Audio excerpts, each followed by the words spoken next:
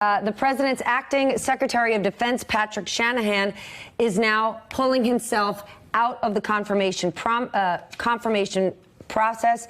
A tweet coming from the president, acting Secretary of Defense Patrick Shanahan, who has done a wonderful job, has decided not to go forward with his confirmation process so that he can devote more time to his family. I thank Pat for his outstanding service and will be naming Secretary of the Army Mark Esper to be the new acting Secretary of Defense. I know Mark, and I have no doubt he will do a fantastic job. Let's bring Kristen Welker in live at the White House.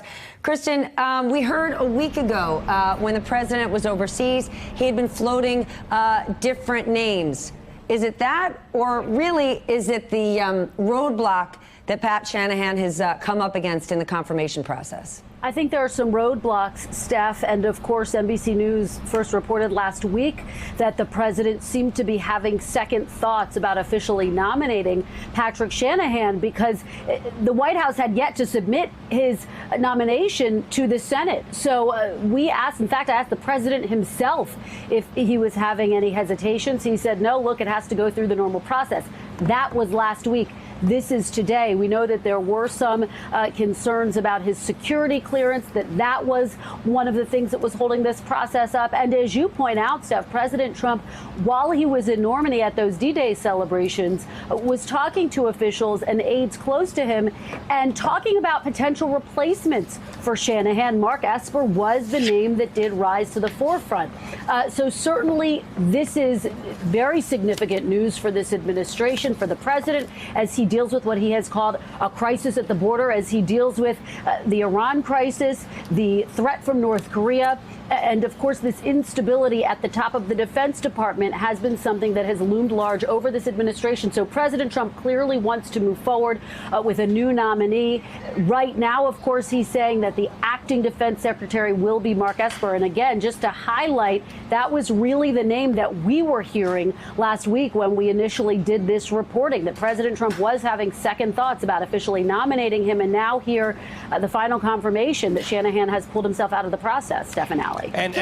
Sorry, go ahead. Can we completely attribute it to the president having second thoughts, or is this a case of lack of vetting strikes again? Yeah, I mean, let's just talk about the specific issue, right? This was a police report or a complaint from 2010 in which both Shanahan and his former wife alleged that the other used force on them in the course of a very heated argument.